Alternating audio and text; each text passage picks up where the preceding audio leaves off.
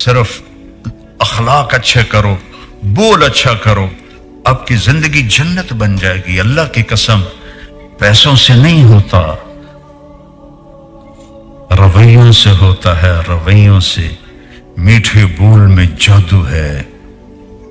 ہماری بسیں ہیں، ان کے پیچھے الٹے سیدھے جملے ہوتے ہیں، ہارن دے کر پاس کریں۔ جب تھوڑی پرانی ہوتی ہے تو پیچھے لکھا ہوتا ہے یا پاس کر یا برداشت کر۔ جب تھوڑی اور پرانی ہوتی ہے تو پیچھے ایک ملنگ بنا ہوتا ہے اور لکھا ہوتا ہے نہ چھیڑ ملنگانو۔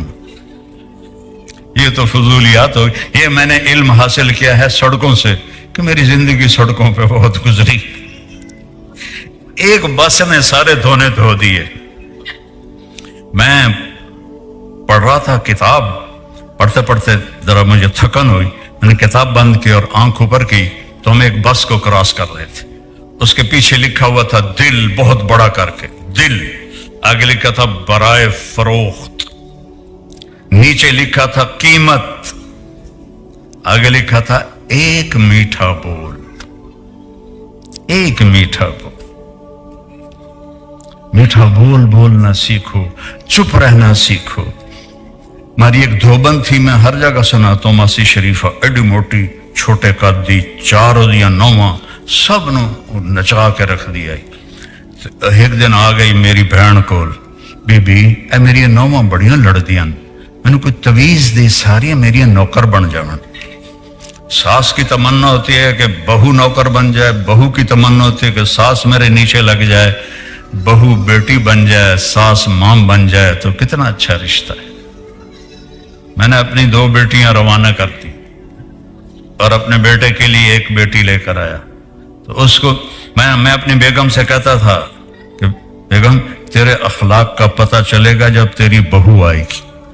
بیٹیوں کے لیے تو ہر ماں فدا ہوتی ہے، قربان ہوتی ہے، جب تیری بہو آئے گی نا پھر میں دیکھوں گا کہ تیرے اخلاق کیا ہیں۔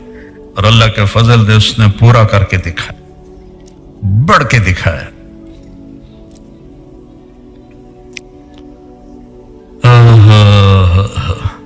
میری بہن نے ایک کاغذ لیا، اس پر ایسے ایسے کر کے ایسے رول کیا، ایسے کیا، پھر یوں کیا، پھر یوں کیا، پھر یوں کیا، پھر یوں کیا۔ اس کو یہ تو بڑا ہے چھوٹا بنا کے، ماسی شریفہ تیری جس لے 9 نال لڑائی ہوئے، اے تویز تو ایتھے رکھنا ہے تے چک مار کے بہ جانا، ڈگن نہیں دینا، اس کو گرنے نہیں دینا، نہیں تو تیری خیر نہیں۔ اب اس نے کیا کیا، ماسی شریفہ کو چپ کرایا۔ 1 ہفتے کے بعد آ گئی، بی بی وہ میریاں تو لڑائیاں ہی مک گئی ہیں، تو کی تویز دیتا ہے؟ کیوں مک گئی ہیں؟ کہ ماسی شریفہ چپ ہو گئی، لڑائی مک گئی۔ چپ رہنا سیکھو میری بیٹیوں۔ ہمارا سسرالی معاشرہ کوئی اتنا اچھا نہیں ہے، کوئی قابل تعریف معاشرہ نہیں ہے ہمارا۔ ہندوستان سے آئے ہوں، پاکستان سے آئے ہوں، سسرالی معاشرہ بہت دکھ دیتا ہے۔ اللہ ماشاءاللہ کہیں لڑکیاں بڑی شیرنی نکل آتی ہیں، ورنہ عام طور پہ سسرالی معاشرہ نا انصافی کرتا ہے۔ میرے نبی نے فرمایا یہ میرے مدینے کے صحابہ بڑے اچھے لوگ ہیں۔ عجیب حدیث یاد آئی، میرے مدینے کے صحابہ بڑے اچھے لوگ ہیں۔ کیوں یا رسول اللہ؟ کہ جس کی بیٹی کو بیاہ کے لاتے ہیں نا، اس بچی کو یہ پتہ نہیں لگتا کہ میں ماں باپ کے گھر ہوں یا سسرال کے گھر۔ یہ سیکھو، درگزر کرنا سیکھو۔ عورت کو اللہ نے زیادہ نازک بنایا ہے، قربانی زیادہ ہے۔ ماں چھوڑی، باپ چھوڑا، بہنیں چھوڑی، بھائی چھوڑے، سہیلیاں چھوڑی، گھر چھوڑا، عادات چھوڑی، اور ایک پرائے گھر میں جا کے چلی گئی۔ چوتھے دن ہی اس پر چڑھائی شروع ہو جاتی۔ پہلے تو پتر نو سنگت چال ہے، تو بیوی دی کچھ چی وڑیا رہ جاندہ، ماں نو تو پوچھتا ہی نہیں، اور اس پر طلاقیں ہو گئیں۔ تو اللہ کے واسطے اب میرے بچے بھی بیٹھے ہو، بیٹیاں بھی بیٹھے ہو، بھائی بہنیں بھی بیٹھے ہو، چپ رہنا سیکھو، صبر کرنا سیکھو، غصے کو پینا سیکھو۔ آپ کی زندگی چھوٹے سے گھر میں بھی جنت بن جائے گی. اب محل کھڑا کر دے، نہ آپ کی زبان اچھی ہو نہ بیوی کی زبان اچھی. چند سال پہلے ایک میرے دوست ہیں، 10-12 ارب کی پارٹی ہیں. وہ کہنے لگے جی ایک خاتون آپ سے ملانی ہے، یہ انگلینڈ میں رہتی ہیں اور میرے جیسے 200 آدمی اس کے خامند کی جیب میں آ سکتے ہیں. خود وہ 10-12 ارب کی پارٹی ہے، وہ کہہ رہے ہیں میرے جیسے 200 اس کے خامند کی جیب میں آتے ہیں. میں کہا ملا دیو، میں کہڑا کہ پاؤنڈ لینے. تو وہ آئی اور تھوڑے دیر بعد رونے لگی. کہنے لگی مولانا میری کیا زندگی ہے، لوگ سمجھتے ہیں میں بڑی خوش قسمت ہوں، بڑا پیسہ ہے، بڑی گاڑیاں ہیں، بڑے زیور ہیں، میرے خامند کا سلوک ہی اچھا نہیں تو میں آگ لگاؤں. اس کو سلوک نہیں ملا، باقی سب کچھ ملا، تو ایک اجنبی کے سامنے بیٹھی رو رہی ہے. کچھ مہینے بعد میں کراچی جا رہا تھا تو جہاز میں ایک نوجوان ملا. مولانا اللہ نے چھوٹی عمر میں بہت رزق دے دیا، عزت بھی ہے، لیکن میں اپنے گھر میں اتنا دکھی ہوں، اگر میرے بچے نہ ہوتے تو میں بیوی کو طلاق دے دیتا. میں نے کہا کیا ہوا؟ کہ اس کی 30 فٹ لمبی زبان ہے. میں کہ 29.5 فٹ کٹ دے تو باقی منہ چران دے.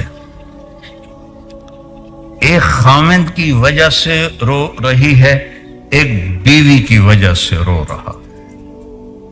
میرے عزیزو، آپ کا سکھ چین آپ کے سلوک میں چھپا ہوا ہے، آپ کے سلوک میں چھپا ہوا ہے.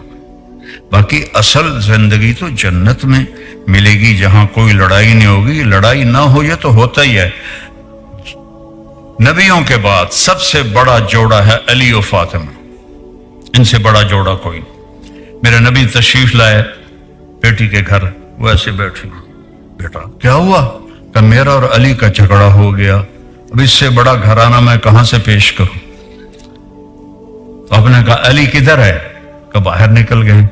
اب آپ نے یہ نہیں کہا کہ میں سسر ہوں، میں کیسے داماد کو بلاؤں؟ آپ خود ڈھونڈنے گئے تو آپ مسجد میں لیٹے ہوئے تھے. تو ہم نے کہا قم یا ابا تراب، ابو تراب اٹھو.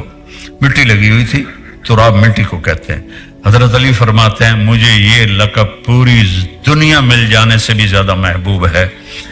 اور آپ ان کو لائے، گھر آئے. کوئی بات نہیں فاطمہ سے پوچھی نہ علی سے پوچھی. یہ جو صلح کرانے جاتے ہیں نا، یہ ہو لڑا کے آ جاتے ہیں. ہاں بھائی تو کی آخیا؟ میں تو کچھ نہیں آخیا. یہ نہیں آخیا. ہاں بھائی تو کی آخیا؟ میں تو کچھ نہیں آخیا. اس آخیا ہے. او ماشاءاللہ ڈھیر اگلا کے حاجم. میرے نبی نے کیا کیا؟ سنو غور سے. آپ ایسے لیٹ گئے، میں لیٹ کے کیویں بھی کھاتا ہوں. آپ ایسے لیٹ گئے اور ادھر علی کو لٹایا، ادھر فاطمہ کو. علی کا ہاتھ اٹھا کے اپنے سینے پہ رکھا، فاطمہ کا ہاتھ اٹھا کے علی کے ہاتھ پہ رکھا اور اپنا ہاتھ فاطمہ کے ہاتھ پہ رکھا. اب یہ علی کا ہاتھ، یہ فاطمہ کا ہاتھ، یہ میرے نبی کا ہاتھ. اور آپ نے فرمایا دونوں سے کہو ہماری صلح ہو گئی. کچھ نہیں پوچھا، کہو ہماری صلح ہو گئی. کہا جی ہماری صلح ہو گئی. دونوں خوش ہو گئے اور آپ باہر نکلے. وہ رنگ چمک رہا. صحابہ نے پوچھا یا رسول اللہ بڑے خوش نظر آ رہے ہیں. فرمایا علی و فاطمہ کی صلح کرا کیا. تو یہاں تو یہ کھٹ پٹ چلتی رہے گی، اس کو مٹانا ہے، اس کو بڑھانا نہیں ہے.